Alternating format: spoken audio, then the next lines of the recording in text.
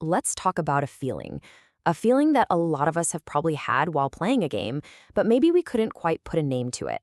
It's this quiet dread that settles in, not from fear, but from something, well, something much deeper.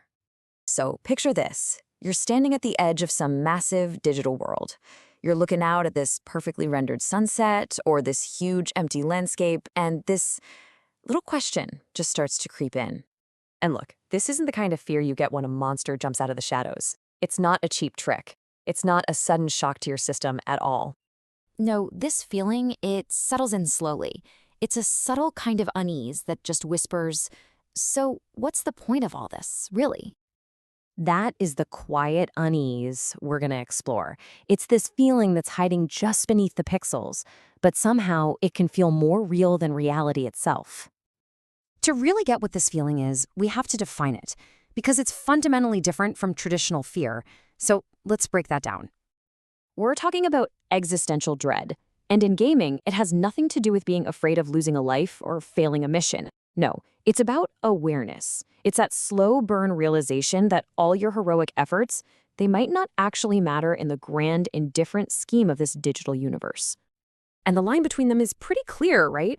Traditional fear is external and you react to it. It's a monster you have to fight. Existential dread, that's all internal. It's a quiet thought you just have to sit with. And this is the real turning point. It's that moment where you realize you're not just playing for fun anymore. You're actually looking into a mirror and seeing your own questions about purpose staring right back at you. A perfect example of this? Nier Automata. In that game, you're locked in these endless, looping battles.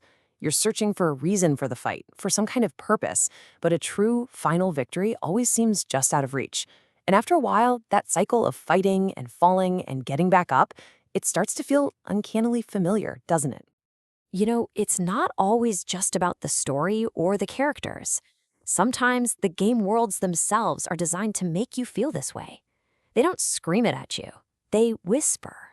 This is just masterful environmental storytelling. Instead of telling you what to feel, these games use silence or sheer emptiness or mechanics like time loops to create a mood that just seeps into your bones without a single word being spoken. 22 minutes. That's all the time you have. And then it all just ends and begins again. In Outer Wilds, you explore this beautiful, handcrafted solar system that's doomed. The sun is going to go supernova. There's no big villain to defeat. You can't stop it. All you can really do is learn and explore and just witness the inevitable, beautiful end. And it's so haunting because it's a stark reminder that our own universe is operating on a similar, albeit much, much longer timer. All right, so this next one takes a completely different approach. It's not about some cosmic ending, but about personal ones and societal ones. Disco Elysium. It looks like a detective story, but the real mystery isn't the murder. It's the total collapse of everything around you. The city, its politics, its beliefs, and most importantly, yourself. Every conversation is a deep philosophical test. And every time you fail a skill check, it doesn't feel like a punishment. It just feels honest, like a weird reflection of our own flawed, messy humanity. So this leads to a really important question.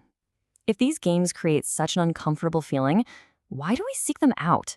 Why do we keep coming back for more? I mean, think about it. Why would anybody willingly plug into an experience that is specifically designed to make them question their own significance? What are we really getting out of it?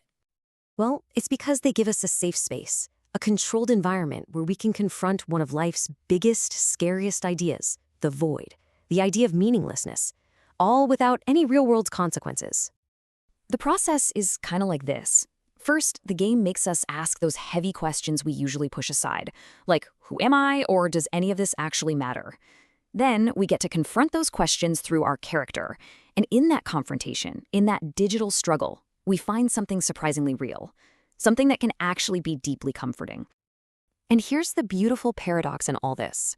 The feeling of dread is a powerful confirmation that you are a thinking, feeling being. It's a sign of life. And by leaning into that discomfort inside the game, we can find a strange kind of acceptance and even peace. So when we take a step back and we look at the big picture, what does all of this really tell us about gaming as a medium? Ultimately, it tells us that this feeling, it isn't an accident. It's not a design flaw. It's an intentional, powerful feature. It's proof that gaming is evolving beyond just being entertainment and is becoming a medium for some really profound reflection. It proves that no matter how fantastical the setting is, we can't escape ourselves. We bring our entire human experience into these worlds, all our anxieties, our hopes, and that relentless, uniquely human search for meaning in everything we do. And perhaps that's the ultimate point.